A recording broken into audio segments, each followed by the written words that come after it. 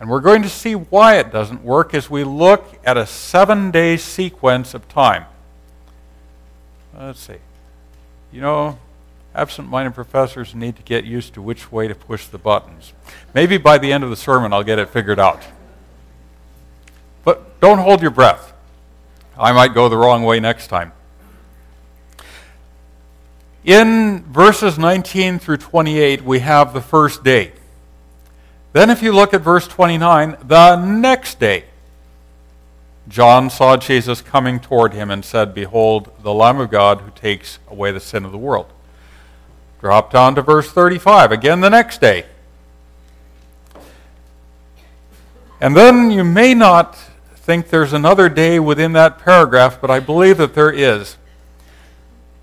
In verse 35, John the Baptist stood with 2 of his disciples, and looking at Jesus as he walked, he said, "Behold, the Lamb of God." The 2 disciples heard him speak, and they followed Jesus. Then Jesus turned, and seeing them following, said to them, "What do you seek?"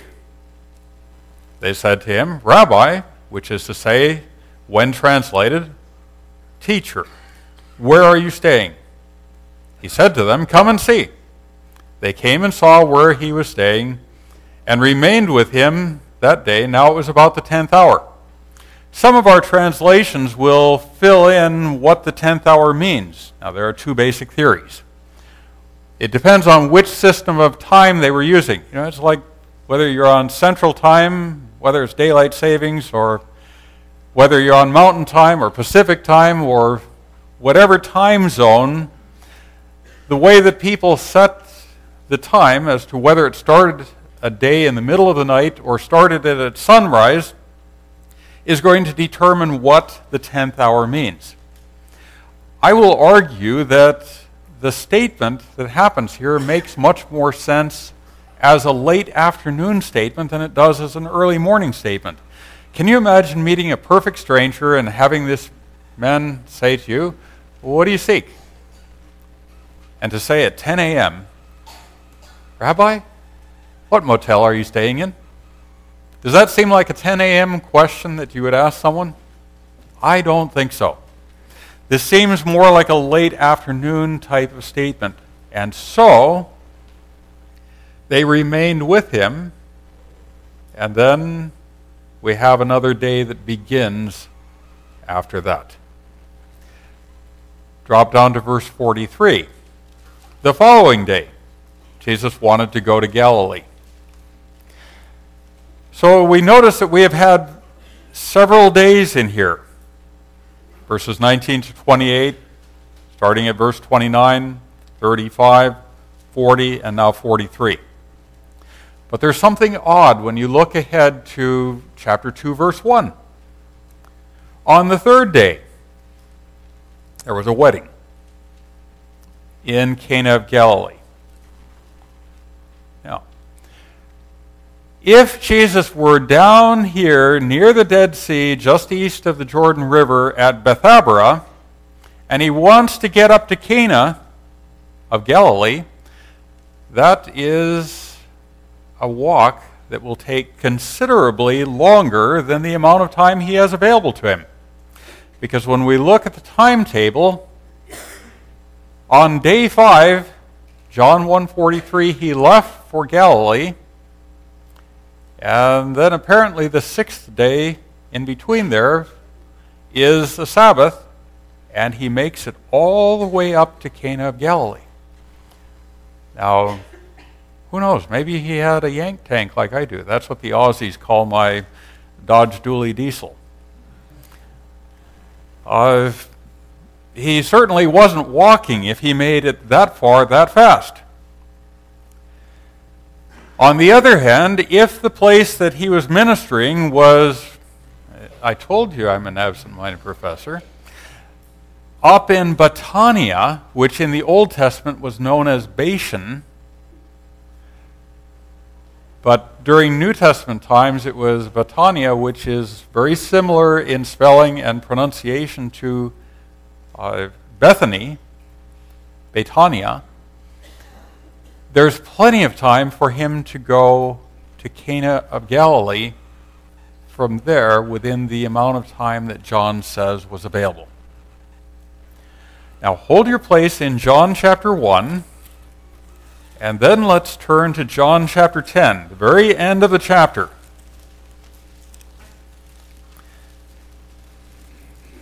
In John chapter 10, Jesus has gone to a remote area, and we notice in verse 40, and he went again beyond the Jordan, so he's east of the Jordan River, to the place where John was baptizing at first. Now, where was John baptizing at first? Some people say Bethabara, and I would say Bethania, up north, near the Sea of Galilee. From there, Jesus is going to hear word that Lazarus is sick.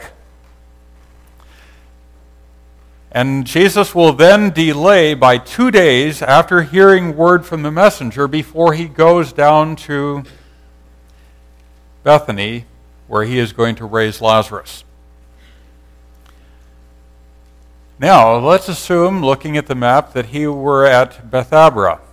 It would only be a 1-day walk from Bethabara to Bethany, there near Jerusalem. And one has to say, how is it that Jesus did not arrive until 4 days after Lazarus had died? On the other hand, if Jesus is way up north in Bethania, that's between a 3+ day trip, a 3 to 4 day trip. Now all of a sudden it makes sense why Jesus would not arrive early. Now let's think about this a little further. Look at John chapter 11, verse 1. Now a certain man was sick, Lazarus of Bethany, the town of Mary and her sister Martha. Drop down to verse 3. Therefore the sisters sent to him, saying, Lord, behold, he whom you love is sick. When Jesus heard that, he said, This sickness is not unto death, but it is for the glory of God, that the Son of God may be glorified through it. In verse 6, now when he heard that he was sick, he stayed 2 more days in the place where he was. So as we think about the chronology, Jesus gets word that Lazarus is sick. He takes 2 more days before he makes his way south. And now look at verse 17. So when Jesus came, he found that he had already been in the tomb 4 days. The messenger would have left 2 days before Jesus, right? So if the messenger is going with all due speed, he will also arrive 2 days after Lazarus has died, correct? Now, does it really make sense for Martha to say, Jesus, you took your time. You took your sweet time about getting here. If you had been here, my brother wouldn't have died. Why did you take so long? That doesn't really make sense, does it? Jesus had to travel about 4 days to get there. The messenger arrived 2 days after Lazarus died, so the sisters knew that Jesus couldn't have arrived from where he was before Lazarus had died.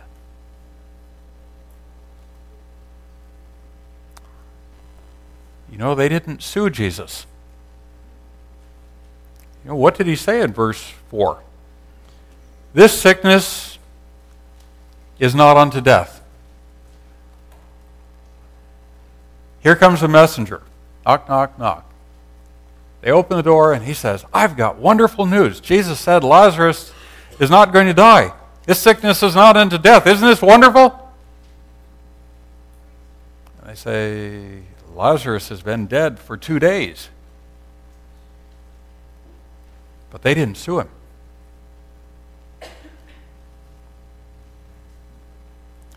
And in fact, we're going to see evidence of great faith on the part of Martha. let's take a look at Martha's response when Jesus came to town. Drop down now to verse 20. Then Martha, as soon as she heard that Jesus was coming, went and met him. She didn't wait for him to come to the house. She went running out to meet him as he's coming into town. Kind of sounds like she was anxious to talk with him, doesn't it?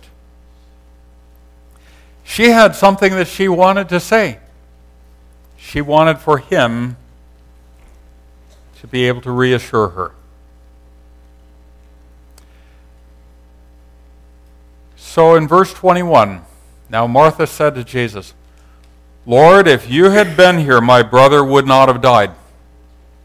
I know that you have power over life and death, and I know that if you had been here, you would not have allowed him to die. But what does she say now in light of Jesus having not been there and Lazarus having died? Verse 22. But even now I know that whatever you ask of God, God will give you. And what do you think she wants Jesus to ask for? To raise Lazarus from the dead. Now, some of you might be thinking, well, that would be nice if that's what she wanted, but I don't know if the text says that. As we start to unfold the passage, we'll find evidence that that is indeed what she was expecting Jesus to do.